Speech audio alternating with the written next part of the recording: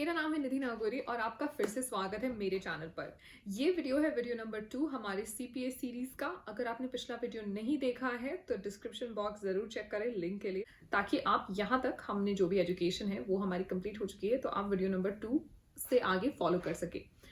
इस वीडियो में हम डिटेल में तो बात करेंगे ही, लेकिन उसके पहले चैनल को सब्सक्राइब करना बिल्कुल ना भूलें। ये लिंक अपने फ्रेंड्स के साथ शेयर कीजिए, अपने जूनियर्स, सीनियर्स, फैमिली मेंबर्स, जो कोई भी सीपीए करने की सोच रहा हो उसके साथ जरूर शेयर करें। इस वीडियो को लाइक कीजिए और कमेंट्स में मुझे बताइए कि आप और क्या सुनना चाहेंगे। तो इसके साथ ही आगे बढ़ते हैं, चलते हैं डिटेल वीडियो में।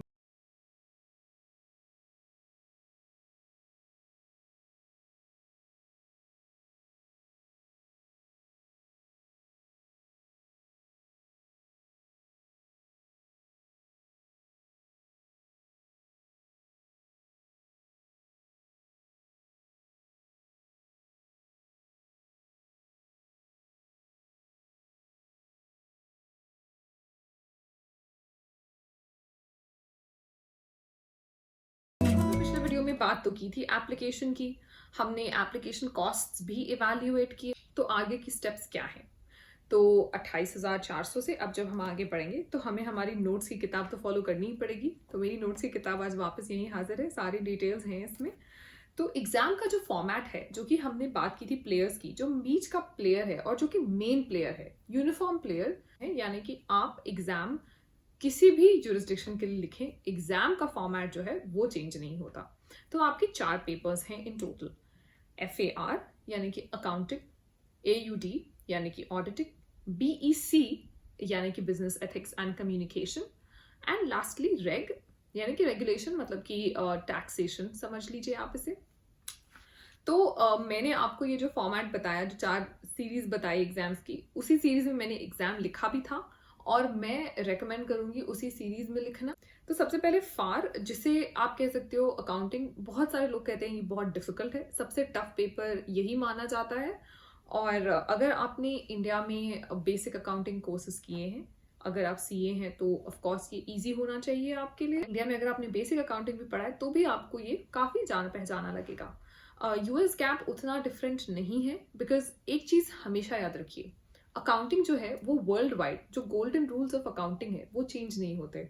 सो डेफिनेटली कुछ ना कुछ डिफरेंसेस हैं यूएस गैप और इंडियन गैप में, लेकिन वो बहुत माइन्यूट हैं। तो मेरे हिसाब से अगर आपकी इंडियन गैप की नॉलेज अच्छी हो तो प्लीज आप फार से स्टार्ट करें, वो मेरा रिकमेंडेशन है। आप चाहें तो अपने पर्सनल इंटरेस्ट के हिसाब से डिसाइड कर सकते हैं। सेकेंड एग्जाम मैंने ऑडिट सिर्फ इसीलिए पिक किया था क्योंकि मैं खुद ऑडिट में हूँ, तो मुझे कहीं ना कहीं बहुत सारे बेसिक्स पता थे। अगेन मैं यही चीज पे रीइटरेट करना चाहूंगी कि ऑडिट जो है वो कि बहुत फ्लूइड है, कहीं पे भी उसके रूल्स चेंज नहीं होते। तो ऑडिट के भी रेगुलेशंस बहुत अलग नहीं है, इसीलिए मैंने ऑडिट सेकंड चूज किया था। BEC यानी कि बिजनेस एथिक्स एंड कम्युनिकेशन एक बहुत ही बेसिक एग्जाम है। इसके अंदर आप इकोनॉमिक्स, राइटिंग स्किल्स, ये सब देखते हैं। मेरे हिसाब से ये चारों पेपर्स में से सबसे इजी था। अगर आप मैक्सिमम लोगों से पूछेंगे तो वो आपको यही कहेंगे कि BEC एक्चुअल में सबसे इजी था। जो फोर्थ, जो मुझे सबसे टफ लगा, वो है टैक्सेशन यानी कि रेग। बहुत सारे लोगों को जो टैक्स में काम करते हैं उन्हें शायद ये डिफिकल्ट ना लगे, मुझे बहुत मुश्किल लगा था क्योंकि ये यूएस टैक्सेशन है और ये बहुत ही अलग है। तो ये हो गई एग्जाम की डिटेल्स। अब कॉस्ट्स। तो सबसे पहले स्टडी मटेरियल। अब मैं एक बहुत इंपॉर्टेंट प्रो टिप आपके साथ शेयर करने वाली हूँ। मैं यहाँ पर 3 स्टडी मटेरियल्स के बारे में बताने वाली हूँ, उनके कॉस्ट के साथ। ये कॉस्ट आज की तारीख पर है, डेफिनेटली उनके लिंक्स वापस चेक करिए, कॉस्ट हो सकता है चेंज भी हो सकते हो। जो मैं आपको 3 नाम बताने वाली हूँ वो है बेकर्स, रॉजर्स एंड वाइलीज। जो वाइलीज है उनके वेबसाइट पर मैंने देखा था कि वो एक होंगे सीपीए आगे परस्यू करने में। टिप नंबर 1 है आपके लिए।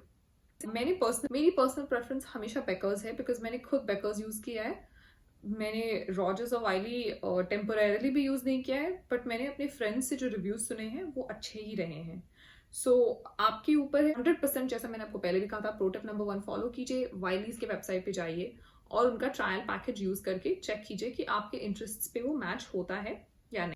अब जो बहुत ही इंपॉर्टेंट क्वेश्चन है वो ये है कि स्टडी मटेरियल इंपॉर्टेंट है या नहीं। यूएस सीपीए, अगर आपने इंडिया में कोई भी एग्जाम लिखी है या कहीं भी, अगर आप जहां से भी हैं, अगर आपने वहां पे एग्जाम्स लिखी हैं, तो आपको ये चीज समझना होगा कि एग्जाम का फॉर्मेट बहुत अलग है।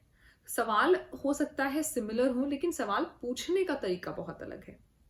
तो क्योंकि यहाँ पे most of the questions MCQ होते हैं और उसी के साथ साथ आप सिमुलेशंस भी करते हैं बहुत सारे, यानी कि एक बड़ा प्रोजेक्ट है, उसके अंदर आपको बहुत सारे सवाल जो हैं वो पूछे गए हैं। तो जो दो तरीके के सवाल आपसे एग्जाम में पूछे जाते हैं, एमसीक्यूज और सिमुलेशंस, इनकी हमें बहुत ज़्यादा प्रैक्टिस नहीं होती है। तो स्टडी मटेरियल्स की मेरी तरफ से एक स्ट्रॉन्ग रिकमेंडेशन है। आप अपने ऑफ कोर्स फाइनेंशियल कंस्ट्रेंट्स देखें और डिसाइड कीजिए कि आप ये अफोर्ड कर सकते हैं या नहीं। बट अगर आप पढ़ सकते हैं तो डेफिनेटली स्टडी मटेरियल्स को यूज़ कीजिए। आज की डेट में मैक्सिमम एम्प्लॉयर्स फंड करते हैं स्टडी मटेरियल को, तो अपने एम्प्लॉयर्स से बात करें और कोशिश करें कि आप स्टडी मटेरियल खरीदें। मेरा पर्सनल एक्सपीरियंस बहुत अच्छा रहा बेकर्स के साथ, उनके लेक्चर्स अमेजिंग हैं। मैंने 100% सारे लेक्चर्स किए, 100% सारे एमसीक्यूज किए, 100% सारे सिमुलेशंस, 100% सारे मॉक एग्जाम्स। आप मेरे स्कोर कार्ड देख सकते हैं, उसका रिजल्ट आपके सामने है। एक भी मैंने 90% नहीं किया था। ये भी है कि मुझे कुछ रिपीट नहीं करना पड़ा, कोई भी रिविजन मुझे वापस नहीं करना पड़ा। अगर आप 100% इफ यूर इन, तो वो आप पास होंगे ही होंगे चाहते हैं। तो ये तो हो गई मेन जो कॉस्ट, जो हमने बात कर ली अपने स्टडी मटेरियल की। अब हम बात करते हैं एग्जाम्स की। तो एग्जाम का जो है एप्लीकेशन का कॉस्ट, तो मैंने जिस स्टेट से अपने सीपीए की जर्नी कंप्लीट की थी, वहाँ का एप्लीकेशन था $225, यानी कि 16,500, और हर एग्जाम का कॉस्ट था $210, यानी कि 15,120। राउंड फिगर ले लेते हैं 15,200। तो एग्जामिनेशन का जो कॉस्ट है वो आपको पर पेपर देना होता है, यानी कि आपको 4 बार पे करना पड़ेगा, यानी कि $810 आपको एग्जाम के देने पड़ेंगे। एप्लीकेशन आप एक ही बार कर लें। मैंने ये बेवकूफ़ी की थी कि मैंने एक बार में सब कुछ एप्लीकेशन नहीं किया था, बिकॉज मैं श्योर नहीं थी कि मैं एग्जाम्स कब लिखूंगी। वो डिफरेंस क्या होता है कि एप्लीकेशन अगर आप एक बार में करें तो आप एक एप्लीकेशन में चारों एग्जाम्स के फॉर्म भर सकते हैं। अगर आपने वो नहीं किया जो मैंने किया, वो एप्लीकेशन फीस बार बार पे करनी पड़ेगी। तो आई थिंक मैंने 2 बार पे किया था एप्लीकेशन फीस, क्योंकि मुझे स्टार्टिंग में समझ नहीं आया था। अगर आप एक एप्लीकेशन में चारों एग्जाम्स के फॉर्म भर देते हैं तो हम जो टोटल कॉस्ट है वो $1,050, यानी कि करीब 75,000 रुपीज। और इसके साथ हमारा जो टोटल कॉस्ट है, ये अगर आप देखें तो इट विल रेंज बिटवीन 2,30,000 से लेके 3,10,000। 2,30,000 अगर आप रॉजर्स खरीदते हैं, 2,50,000 अगर आप वाइली खरीदते हैं, और 3,10,000 अगर आप बेकर्स खरीदते हैं। एक एप्लीकेशन में एक चीज ध्यान रखें कि जब आपने सारे फॉर्म्स भर दिए तो वो आपको NTS आएगा, which is notice to schedule, जो कि एक तरीका हो गया आपको कंफर्म करने का नासबा की तरफ से कि आपका जो है एग्जाम के पैसे आ चुके हैं, अब आप ये एग्जाम लेने के लिए वैलिड है। तो वो जो NTS है वो सिर्फ 6 महीने तक वैलिड होता है। आपकी एप्लीकेशन जो वहाँ पे एक्सेप्ट हो गई, आपको वहाँ से 6 महीने मिलेंगे उस एग्जाम को लिखने के लिए।